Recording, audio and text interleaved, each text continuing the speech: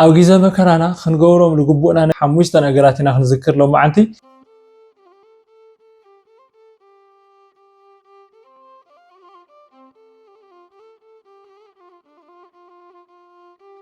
بسم الله وولد ومنفس قدوس أحد أملاك سلام ناجزهر بيتسب ناقدست نجو مريم نحضر دك ناقدسان فتوتي دغل الله تخاتلتي نهي ميديا خم اللي خدكم امين قدم عالم زنبره ام اخر عالم زلو عالم محلف زنبر غويتا سراويت እግዚአብሔር አምላኽና እስካዕ ዝዓለት እዚኣ ጽምሒው ዛስ ሓዚያ ባሪኹ ዝዓደለና ስሙ ዝኸብርን ዝተመስገነ ይኹን ሕዚ ድማ ከምና እግዚአብሔር ቅዱስ ፈቃድ ሓደ ፍሉይ ዝኾነ ትሕዝቶ ኢና ሒዝና መጺና ኣለና ንሱውን ኣብ ግዜ መከራና ኣብ ግዜ ፈተናና ኣብ ግዜ ጭንቀትና እንታይ ንግበር ልርእስ እዩ እዚ ርእስ እዚ ብዙሓት ሰባት ለምልከት ከምኡ ድማ ብዙሓት ሰባት ሕቶ ዝኸውን ሓሳብ እዩ ማለት እዩ ስለልኾነ ኣብዚ ዓለም እዚ ብዙሕ ፈተና ኣሎ ብዙሕ መከራ ኣሎ እዚ ዓለም እዚ ከም ቀትርን ለይትን ከም ብጽህረ በርሃንን ጸልማትን ብዙሓት ነገራት እናተፈራረቁሉ ዝነበረ ዓለም እዩ ሓደ ግዜ ምህፍታም ኣሎ ሓደ ግዜ ምድካይ ኣሎ ሓደ ግዜ ምሕማም ኣሎ ሓደ ግዜ ምጥዓይ ኣሎ ሓደ ግዜ ሙቸት ኣሎ ሓደ ግዜ ጸገም ኣሎ ሓደ ግዜ ምውዳቕ ኣሎ ሓደ ግዜ ምልዓል ኣሎ ሓደ ግዜ ሓጎስ ኣሎ ሓደ ግዜ ሓዘን ኣሎ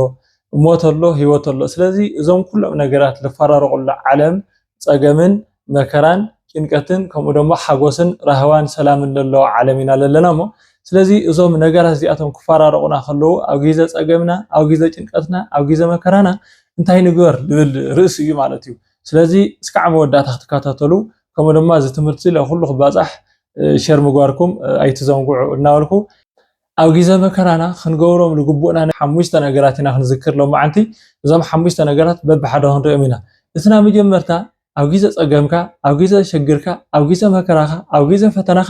ክንገብሮ ዝግበአናትና መጀመርታ ቁጥሪ 1 ብእግዚአብሔር ምእማን ማለት እዩ ብእግዚአብሔር ምእማን ማለት እንታይ ማለት እዩ እንድሕሪልና ብኩሉ ልብኻ ብእግዚአብሔር ምእማን ንዕኡ እውን ቅዱስ መጽሓፍ እንታይ ይብል ኣብ መጽሓፈ ምሳሌ ምዕራፍ 3 ቁጥሪ 5 ከምዚ ይብል ሃሊ ተወኪለከ ብእግዚአብሔር በኩሉ ልብከ ወይ ትተአበይ በጥበብከ ይብል እንታይ ማለት እዩ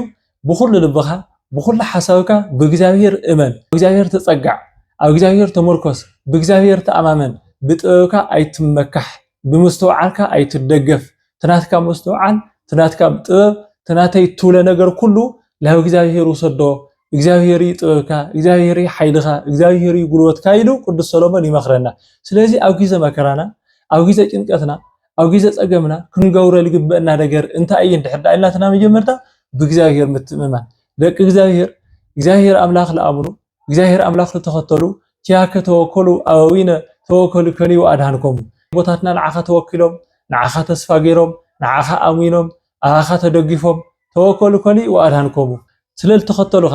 ስለል አመኑኻ ተስፋ ስለል ገወሩኻ ናኻ ስለል ተጸጉዑ ለለ አይሐፈሩ ለእግዚአብሔር ተጸጉዑ ለሐፈረ ለእግዚአብሔር አሚነ ዘሐፈረ የለይ ተዋሂልኩም ዝተጻሐፈ ንዓኻ ስለል አመኑሲ ደሒኖም مخمكرهم وصيهم توكلوا كوني وأدهنكمو نعخا سلل توكلوا نعخا تصفى فرغور للا دحيرهم بيلو لذي قدس سلمان كمخرنا خلتاين هاللي توكلك بإجابير بكل لبك بكل لبها بإجابير تأمامينك نور بإجابير أمينك نور أو إجابير تسقعها نور كإجابير وصاي سقعي كإجابير وصاي حيلي كإجابير وصاي قلوت كإجابير وصاي كلسم كإجابير وصاي مرحانيت كإجابير وصاي برهان يلي إجابير أملاخ نعخا خبره لك أن تحرد عليها دليها حيل خبره كان تحرد عليها لا إجزاهر أملاك تزقعيد قدسان ولدنا لا إجزاهر تزقعب لا إجزاهر برهان سلولوسو لا إجزاهر برهان سلول تقبلوا نسخاتكم نعلم برهان يكون طاهلهم إجزاهر أملاك لحضرهم نعلم مدحان يكون طاهلهم إجزاهر أملاك لحضرهم كدانهم يفوس صلالتهم يفوس قالهم مدحانيتيو كل نجارهم مدحانيتيو نمنتين تحرد علينا نتخل لا تحن اتخل لجبر اتخل لخل أملاخ أو أتهم صلى الله عليه وسلم كم اللي قدس بيترس أو جورا هاريات معرف حمستهم من رفوا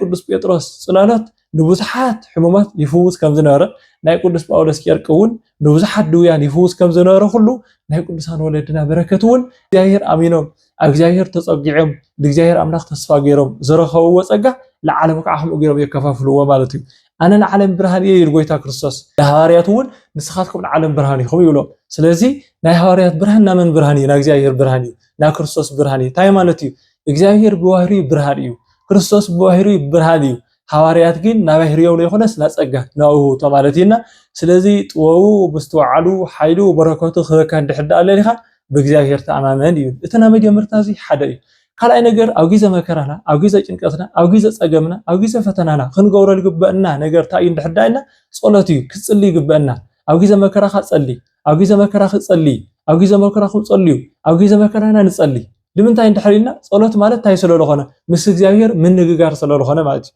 ለእግዚአብሔር ሐሳብካ መግለጽ ስለለኾነ ማለት እዩ ስለዚ ቃል እዚ ቅዱስ መጽሐፍ እንታይ ይብለና ኣብ ፊልጵስዩስ ምዕራፍ 4 ቁጥሪ 6 ከምዚ ይብል ወኢታህልዩ ወኢምንተኒ ወባሂቱ ጸልዩ ወኩሉ ጊዜ ወሰአሉ ወእንዘ ተአኩቱ ክስቱ ስእለተከሙ ሃበ እግዚአብሔር ንስኻትኩም ብዝኾነ ይኹን ነገር ኣይትጨነቁ እዩ ኣብ ግዜ ጭንቀትና ክንገብሮ ዝግበአና ሓደ ታይ ጸሎት እዩ ስለዚህ ቅዱስ ጳውሎስ ኣብ ግዜ ጭንቀትኩም ትገብሩ ልግበአኩም እዚ ዳግበሩን በይ እዚ የትገብሩ ለለ ክልተ ነገራት ነገርና ማለት እዩ ክንገብሮ ለይግበአና ነገር መስገለጸ ክንገብሮ ልግበአና ነገር ለገሊጹ ስለዚህ ወኢታህሊ ወኢምንተኒ ኣይትጨነቁ ብዝኾነ ይኹን ነገር ኣይትጨነቁ ብዝኾነ ይኹን ነገር ኣይትደንግጹ ብዝኾነ ይኹን ነገር ኣይትፍርሑ አይዞኹም ይብለናሞ እሺ ኣይትጨነቁ ሲልና ልካና ኣብ ግዜ ጭንቀትና ኸታይ ንገር ከይንጭነቅ ኸታይ ንገር ናይ ጭንቀት መፍትሕ እንታይ እዩ ኢሎም ንዝጥይቁ አካላት ነገር ግን በኩሉ ጊዜ ጸልዩ በኩሉ ጊዜ ለምኑ ወሃይቱ ጸልዩ በኩሉ ጊዜ ወሰአሉ በኩሉ ጊዜ ጸልዩ በኩሉ ጊዜ ለምኑ አለ ወትር ጊዜ ለእግዚአብሔር አምላኩም ቅረቡ ይብል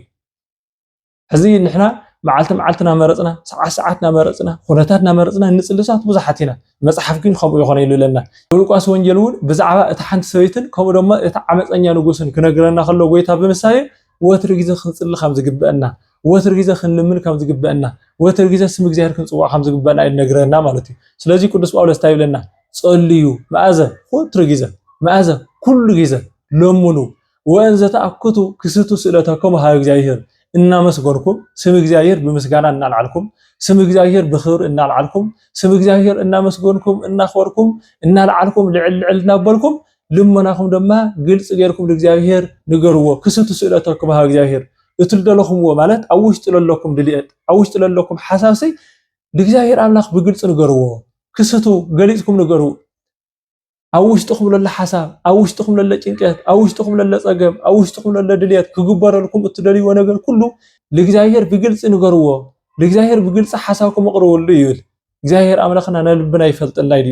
እግዚአብሔር አምላኽና ድልየትና ይፈልጥልና እዩ እግዚአብሔር አምላኽና ልንደልየ ነገር አቀዲማ ይፈልጥ ማለት እዩ አረ ይፈልጥ እዩ ታይማ እግዚአብሔር አምላኽና ናልብና ክንገልጸሉ ናልብና ክንናገሮ ይደሊ ጎይታ እግዚአብሔር እቲ 38 ዓመት ኣብ ዓራት ሃሪሱ ብሕማምን ብስቃይና ተሰቃይል ነበረ መጻጉ ኣብ ዮሐንስ ወንጌል ምዕራፍ 5 ንረኽቦ ታይልን ክትድሕን ትደሉ ዶ ይናገሮ ታይ ማለት እዩ እሱ ክድሕን ከም ዝደሊ ጎይታ ይፈልጥ ንሱ ክድሕን ከም ዝደሊ እንኳንስ ኩሉ ልብን ኩላሊትን ልምርምር እግዚአብሔር አምላኽና ይኾነ ንሕና ኳስ ለሐመመ ሰብ ድሕነት ከም ነድልዮ ለጠመየ ሰብ ምግቢ ከም ነድልዮ ለዓረቀ ሰብ ክዳን ከም ነድልዮ ኣጸቢቕና ንፈልጥ ኢና ንምንታይ ማኸም ኢሉ ወንድሕዳ ኢልና መጻጉ ባዕሉ ክናገሮ ለተደለየ ነገር እዩ ማለት እዩ ታይሉ ክድሕን ትደሉ ዶ ምስተሃለሲ ንስኻት ታይሉ ይምልስ መድሓኒት ይደሊ እየ ነገር ግን ሰብ የብለይ እዚ ሓሳብ እዚ ክወጽእ ተደልዩ ማለት እዩ ሰብ የብለይ ወይታ እግዚአብሔር ኣፍቂዱ ክሰርሕ ይልደሊ ስለዚ ኣፍቂዱ የፍቅዶ ይነግሮ ክድሕን ትደሉ ዶ ኢሉ ይጥይቆ ጥይቅ ከለለ ሰብ የብለይ እምበይ ስለዚ ጎይታ እግዚአብሔር ታይብሎ ሰባት ታዮም ጎሩልካ ካፍቲ ዓራትካ ኣውሪዶም ላፍቲ ቃልኣዮም ክድሩ ኢኻ ኣነ ግን ካብ ዓራት ምውራድ ካብ ዓራት ወሪድካ ብሽካም ተሸኪምካ ላብ ቃላይ ምውራድ ላብ ቃላይ ወሪድካ ለለ ላብኡ ምሽንዳው እየድሊ ተልዓልሞ ዓራትካ ተሸኪምካ ኪድ ኢሉ ይናገሮ ማለት እዩ ስለዚ ቅዱስ ጳውሎስ ልነግረና ክትልምኑ ከለኹም ክትጽልዩ ከለኹም ድልየትኩም ብግልጺ ለእግዚአብሔር አምላኽ ንገርዎ ጸገምኩም ብግልጺ ለእግዚአብሔር አምላኽ ንገርዎ ይብል ስለዚ ብግልጽ ክንናገር ከለና ጎይታይ እዚ ደልየ እዚ ጸጊምኒ ካብዚ ነገር እዚ የውፀኒ ሓሚመ ኣለኹ ፈውሰኒ ጸልሚቱን ለመርህለይ ጨኒቕን ለመረጋግዕኒ መንፈስ ካልኣኸለይ ክትሎ ከለኻ እግዚአብሔር አምላክ ካብ ጭንቀትካ ከውፀካ ከሎ እግዚአብሔር አምላክ ጸልማትካ ላብ ብርሃን ክቅይሮ ከሎ እግዚአብሔር አምላክ ሽግርካ ላብ ሟቻ ክቅይሮ ከሎ እግዚአብሔር አምላካ ማይነትካ ላብ ወይኒ ክቅይሮ ከሎ ኣሽዑ ንስኻ ክተመስግን ኢኻ ንምንታይ ብግልጽ ለመንካይ ብግልጽ ስለላሕበካ ማለት እዩ ስለዚ ብግልጽ ጌርኩም ለምኑ ክለና ከሎ ኣብ ግዜ ጭንቀትና ክንጽሊ ይግበአና ማለት እዩ ክንጽሊ ከለና ምስ እግዚአብሔርና ነጋገር ይናና ክንጽሊ ከለና ምስ እግዚአብሔርና ነዋግዕ ሓሳብና ለእግዚአብሔር ይናናገር እግዚአብሔር አምላክ ዓበኡዛነ ልክሰምዕ እውን አምላኽ እዩ ማለት እዩ ንምንታይ ስም ኣየንቲ ለእግዚአብሔር ኣብ ጻድቃኑ ወእዝኑሂ ሃበ ስእለቶሙ ይብል ታይ ማለት እዩ ንእግዚአብሔር አምላኽ ዕንትሲ ላፍቶም ጻድቃን እዮም ላፍቶም ኣመንቲ እዮም ላፍቶም ትሑታትየን ላፍቶም ብቅድስናን ብንጽህናን ልጓዓዙ ቅዱሳን ጻድቃን እዮም ኢሉ ይናገር ወእዝኑ ሃበስለቶም እዛነውን ልሞኖም ልክሰምዕ ላው ልሞኖም የለ ዘንብላ ስለዚህ እግዚአብሔር አምላኽና በዓይኑ ምሕረቱ ይምልከተና ኣሎ በእዝኑ ምሕረቱ ደማ ይሰምዓልና ኣሎ ናግዚአብሔር እዛን ናይና ልመና ልምስማዕ ናግዚአብሔር እዛን ናይና ጸሎት ልምስማዕ ድልዋት የን ሞደቅ እግዚአብሔር ስለዚህ ቅዱስ መጽሐፍ ከም ዝነገረና አቦታትና ቅዱሳን ከም ዝመኸርና ሊቃውንት አቦታትና ከም ዝባሃሩና ኣብ ግዜ መከራና ኣብ ግዜ ጸገምና ለእግዚአብሔር ክንቀርብ ከምኡ ደማ ለእግዚአብሔር ክንጽልይ ስም እግዚአብሔር ክንጽውዕ ይግባና ማለት እዩ እቲ ሳልሳይ ድማ ኣብ ግዜ መከራና ኣብ ግዜ ጸገምና ኣብ ግዜ ሽግርና ኣብ ግዜ ፈተናና ክንገብሮ ልግበና ታይ እንድሕር ዳይልና ቃሉ መሐዝ ማለት እዩ ቃሉ መሐዝ ኣብ ግዜ መከራና ቃሉ ክንሕዝ ይግባና ቃሉ ክንሕዝ ይግባና ማለት ታይ ማለት እዩ እንድሕር ኢልና ናግዚአብሔር ቃል ክነንብ ይግባና ናግዚአብሔር ቃል በእዝንና ክንሰምዕ ይግባና በዓይንና አንዩና በእዝንና ድማ ክንሰምዕ ይግባና እዝን ለሎ ይስማዕ ይተዋሂሉ ዘው እዝን ሰሚዕ አለ ይስማዕ እዝን ለሎሲ ምስማዕ ይስማዕ እዝን ለሎ ማታይ እዝን ልቦና እዝን ህሊና ማለት እዩ ስለዚህ በእዝነ ስጋር ይሆነ በእዝነ ህሊና በእዝነ ስጋር ይሆነ በእዝነ ልቦና ናግዚአብሔር ቃል ክንሰምዕ ይግባና ደቂ እግዚአብሔር ቃሉ ክንሕዝ ይግባና ማለት እዩ ቃሉ ታይ ስለለና ኣብ መዝሙር 34 ቁጥር 18 ቅሩ እግዚአብሔር ለየዋሃነ ልብ እግዚአብሔር ነቶም ልቦም የዋህ ለኾነ ነቶም ልቦም ቁኑዕ ለኾነ ነቶም ልቦም ንጹህ ለኾነ ነቶም ብልቦም እግዚአብሔር አምላኽ ተስፋ ልገብሩሲ እግዚአብሔር አምላኽ ኣብ ቀረባ እዩ ኢሉ እግዚአብሔር አምላኽ ካብ ርሑቕ ይኾነ ኣብ ቀረባ እዩ ኤርምያስ ምዕራፍ 23 ቁጥር 23 ታይ ይብል እግዚአብሔር አምላኽ ናቀረባ አምላኽ እምበር ናርሑቕ አምላኽ ይኾነ ይብል በሐቂ ደቂ እግዚአብሔር አምላኽና ናቀረባ አምላኽ እምበር ናርሑቕ አምላኽ ይኾነ አምላኽና ምሳና ለሎ እምበር ካብ ርሑቕ ንጽዋዕ አምላኽ ይኾነ አምላኽና ብየማን ብጸጋም ብታሕቲ ብላዕሊ ብቅድሚት ብድሕሪት ኮይኑ ልሕልወና ከም ብሌን ዓይኒ ልከባኸበና አምላኽና ዳእምበር ብርሑቕ ኮይኑ ልከታተለና ወይ ደሞ ብርሑቕ ኮይኑ ልሕልወና አምላኽ ይኾነ ብቀረባ ኮይኑ ልሕልወና ብቀረባ ኮይኑ ልከታተለና ብቀረባ ኮይኑ ኣብ ኢዱ ልሓዘና አምላኽና እዩ ማለት እዩ ስለዚህ ቃሉ ክንሕዝ ይግባና ማለት ቃሉ ህይወት እዩ ቃሉ በረከት እዩ ቃሉ ብርሃን እዩ ቃሉ መረጋግዒና እዩ ስለዚህ ቃል አምላኽ ክንሰምዕ ቃል አምላኽ ክነንብ ይግባና ቁጥር 2 ከም ዝተናገርናዮ ኣብ ግዜ መከራ ናብ እግዚአብሔር ንጸልይ ክንብል ከለና ንሕና ሓሳብና ለእግዚአብሔር ክንገልጽለና ማለት ቅዱስ ጳውሎስ ፊልጵስዩስ 4 ቁጥር 6 ከም ዝነገረና ኣብ ግዜ መከራኹም ግዜ ጭንቆትኩም ወትር ግዜ ጸልዩ ለእግዚአብሔር አምላኽኩም ደማ ልሞናኹም ብግልጽ ለእግዚአብሔር አምላኽ ንገርዎ ብግልጽ ለእግዚአብሔር አምላኽ ቅርብዎ ደልና ሓቂ ስለዚህ እግዚአብሔር አምላኽ ይሰምዓልና ኣሎ ንሕና ከዓ ነስምዕልና ንሕና ንሓትትለና እግዚአብሔር አምላኽ ይሰምዓልና ንሕና ንጥይቅለና እግዚአብሔር አምላኽ ይሰምዓልና ንሕና ንጽልለና ንልምነና ልመናናይ ጸሎትናይ ደማ እግዚአብሔር አምላኽ ይሰምዓልና ማለት እዩ ጸልዩ ለምኑ ክትረኹ ኢኹም አንኳሕኩሑ ክኽፈተልኩም እዩ ድለዩ ክትረኹ ኢኹም ልበለ አምላኽ ከመ ገይር ልመናና ላይ ይሰምዓልና ማለት እዩ ክንልምን ከለና እግዚአብሔር አምላኽ በእዝኑ ይሰምዓልና እንደገና እግዚአብሔር ክናገር ከለና ንሕና ንሰምዕ ይግባና ማለት እዩ ቃሉ ንሓዝ ማለት ታይ ማለት እዩ እንድሕሪና ቃሉ ክነንብ ከለናሲ እግዚአብሔር አምላኽ ናቀረበ አምላኽ ይኽለካ ቃሉ ክነንብ ከለናሲ እግዚአብሔር አምላኽ መሳኹም ኣሎ ይኽልት ቃሉ ክነንብ ከለናሲ አይዞኹም አይተፍርሑ አይትደንግጹ አነ መሳኹም ኣለኹ ኢሉ ስለለራጋግዕና ቃሉ ክንሕዝ ይግባና ማለት እዩ ብጸሎት ንሕና ለእግዚአብሔር ነዋግዖ ለእግዚአብሔር ንነጋገሮ እግዚአብሔር አምላኽ ለለ ብቃሉ ብመጽሐፍቱ ብሊቃውንቱ ብመምህራኑ ታይ ይገብረና ማለት እዩ የምህረና ይመኽረና ይግስጸና ይረዳና ማለት ኢና ስለዚህ ቃሉ ክንሕዝ ይግባና ንዑ ወልዩ ጎይታ እግዚአብሔር ለኢያሱ ታይ ይብሎ ክትገብር ካብ ዝግበአካ ክነግረካ እዩ እሞ እዚ ቃል እዚ ካብ ኣፍካ ኣይትፍለዮ ተባሂሉ ታይ ክትገብር ካብ ዝግበአካ እወ ኣብ ግዜ ጸገምና ኣብ ግዜ ጭንቀትና ታይ ክንገብር ከም ዝግበአና ለይንፈልጥ ሰዓት ብዙሓት ኢና ስለዚህ ታይ ክንገብር ከም ዝግበአና ለነግረና መጽሐፍ ቅዱስ ኣሎ ታይ ክንገብር ከም ዝግበአና ለነግሩና አቦታትና ኣለዉ ታይ ክንገብር ከም ዝግበአና ለነግሩና ወለድና ኣለዉ ማለት እዩ ስለዚህ ታይ ክንገብር ይግበአና ማለት እዩ ቃሉ ክነንብ ይግበአና ቃሉ ንዘምሁሩ ቃሉ ዘስምዑ ቃሉ ዝናገሩ ክንሰምዖ ይግበአና ታይ ስለልኾነ እግዚአብሔር ለአኸ ናይ እግዚአብሔር ቃል ይናገር እግዚአብሔር ለአኸ ናይ እግዚአብሔር ቃል ይናገር ተዋሂድ እዩ ኣብ ዮሐንስ ወንጌል ዘእግዚአብሔር ፈኖ ቃል እግዚአብሔር ይነግር እግዚአብሔር ለአኸ ቦታትና ኣለዉ ሕዚ እግዚአብሔር ለአኸ መምህራን ኣለዉ ሕዚ እግዚአብሔር ለጽሓፎም እስትንፋስ እግዚአብሔር ለኾነ ናይ እግዚአብሔር መጽሐፍት ኣለዉ ስለዚህ ቶም መጽሐፍት ንሳቶም ታዮም ክነግሩና ናይ እግዚአብሔር ቃል እዮም ክነግሩና ታዮም ክነግሩና ናይ እግዚአብሔር ትእዛዝ እዮም ክነግሩና ናይ እግዚአብሔር ፈቃድ እዮም ክነግሩና እግዚአብሔር ለአኸ መምህራን ናይ እግዚአብሔር ቃል እዮም ክነግሩና ስለዚህ ብእዝንና ንሰምዖም بعيننا لنا نو مصحف تلونا مالتينا سلازي او غيزه صقمنا نقبللنا قدوس مصحف قلص ابلنا ننب ካው ቃሉ ባዕሉ ህይወት እዩ ባዕሉ ከረጋጋዕና እዩ ባዕሉ ከረደና እዩ ባዕሉ ክንገብሮ ዝግበና ከነግረና እዩ ማለት እዩ ቃል እግዚአብሔር እናገሩ መምህራኒ አቦታቲ ከምኡ ደሞ አሕዋቲ አሓቲ ደማ ክንሰምዕ ይግበአና ክንጥይቅ ይግበአና ክንርዳ ይግበአና ማለት እዩ ማለት ንእግዚአብሔር ቃል ልናገሩ መስሎም ነገር ግን ና ሰይጣን ቃል ናግዚያር መልእክተኛታት ልመስሉ ነገር ግን ናሰይጣን መልእክተኛታት አመንት መሲሎም ነገር ግን ከሐርቲ ሰማያውያን መሲሎም ነገር ግን ምድራውያን መንፈሳውያን መሲሎም ነገር ግን ስጋውያን ለኾኑ ሰባት አለው እዮም ፈሊና ክንሰምዕ ይግበአና ፈሊና ክንነብይ ይግበአና ኩሎም መጽሐፍቲ ሐቀኛታት ለኾኑ መጽሐፍቲ እዮም ማለት ይኾነ እቲ ቅዱስ መጽሐፍ ባዕሉ አፍቲ ርእሲ ስርናይ ክርዳድ ልወስኹ አፍቲ ርእሲ ሐቂ ሕሸት ልወስኹ አፍቲ ርእሲ ብርሃን ጸልማት ልወስኹ አካላት ወን ስለለለው እነንዎም መጽሐፍቲ እንሰምዑ መምህራኒ አቦታቲ ደማ እናፈለና እነቅርዎም አካላት ወን እናፈለና አውጎነይ ክኾንን እዮም አውጎነይ ክኾነን እዩ አውጎነይ ክትኾነን እያ አው ግዜ ጸገመይ ከተመኽረኒ ሐሳበይ ልገልጸላ ሐሳበይ ልገልጸላ አካል እገለ እያ ቅድም ማልና መን ይንሱ ብዛዓንሱ መጽናዕት የድልና ማለትና ስለዚህ ቃሉ ክነንብ ይግበአና ቃሉ ክንሕዝ ይግበአና ቃሉ ድናገሩ አካላት ወይ ደሞ ቃሉ ድናገሩ አቦታትን አሕዋትን አሓትን ደማ ወትር ግዜ አውጎንና ክንገብር ይግበአና ማለት እዩ እቲ ሳልሳይ እዚ እዩ እትራዓይ ደማ እትራዓይ ግዜ መከራናን አው ግዜ ጸገብናን አው ግዜ ጭንቀትናን ክንገብሮ ይግበአና ደማ ብትዕግስቲ ምጽናዕ ድል እዩ ብትዕግስቲ ክንጸንዕ ይግበአና ለምንታይ እዚ ቃል እዚ ተላዒል እንድሕር ዳይልና ዝኾነ ይኹን መከራ ዝኾነ ይኹን ፈተና በሓደ ግዜ ለይኸይድ በሓደ ግዜ ለይለቅቕ በሓደ ግዜ ለይጠፍቕ ክኾን ይኽእል እዩ ስለዚህ ታይ የድልየካ ማለት እዩ ትዕግስቲ የድልየካ ሓደ ግዜ ካብ መከራና ክንወፅእ ካብ ፈተና ንኽንድሕን ኸዊልና ንብሎ ንኽቐለልና ጸልሚትና ንብሎ ንኽበርህልና እንገብሮም ነገራት ኣለዉ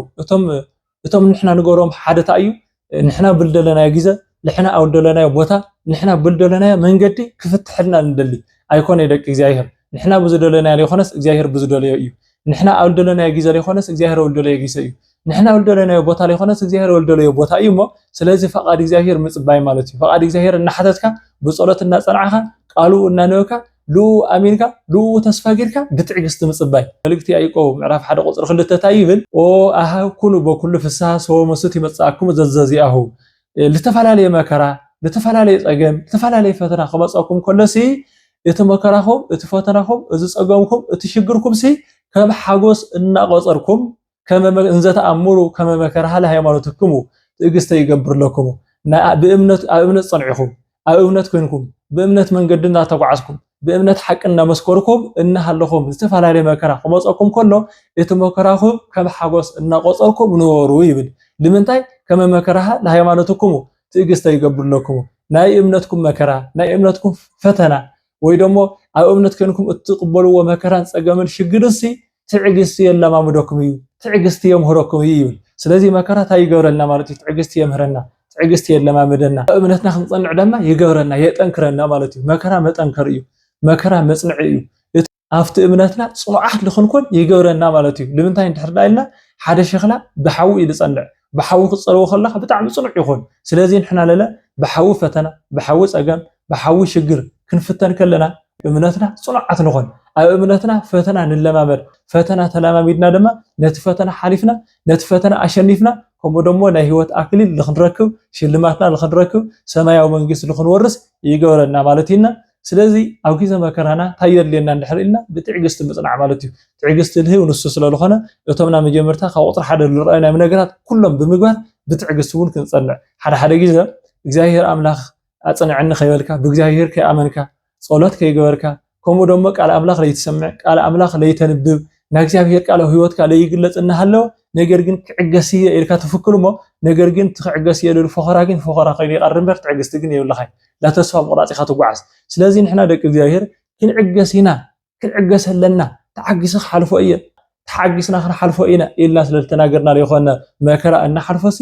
ትዕግስቲ ልህውን እግዚአብሔር ይብባል ብእግዚአብሔር ብምእማን ለእግዚአብሔር ብምጽላይ ለእግዚአብሔር ብምልማን أو كل هواتنا እግዚአብሔር አምላኽ ለና ይልና ብምእማን ይኾን ለሎ ወንበር ክዕገስ ስለለልካ ይኾን ካይ ትዕገስ ከሐልፎ ስለለልካ ይኾን ካይ ትሐልፍ በፈኸራ ይኾን ህይወት ልሕልፍ بتعجستي بتبوي بتعجستي بتبوي طيب العدل እግዚአብሔር እዩ تعجستي الهبل እግዚአብሔር እዩ ወትዕግስቲ የኒ ማህበየካ ውእቱ تعجستيسي ካኻ እዩ ልዕገሰሉ መንፈስ ንስኻ ኢኻ ትበኒ بتعجست ተጽንዕ ንስኻ ኢኻ ኢሎለ ቅዱስ መጽሐፍ ለማለት ይና ስለዚህ ኣብ ግዜ መከራና ክንገብሮ ልግበአና ነገር ሓደ ራብዓይ እንታይ እዩ ማለት እዩ بتعجست ክንጸንዕ ይግበአና ኣብዚ ሕዚ ግዜ ትዕግስቲ ብጣዕሚ ይስኣል ኣሎ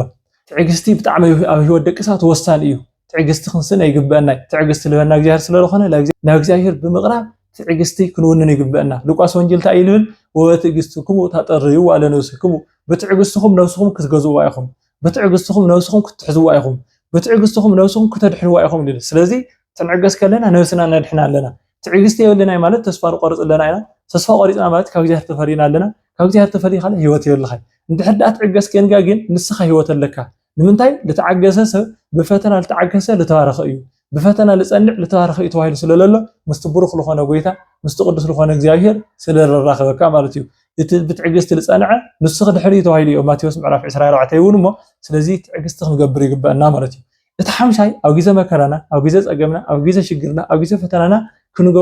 كنجور اللي قبلنا انت أي اللي حدايلنا زي مفرحي دخونه يكون فتنا زخونه يكون مكرا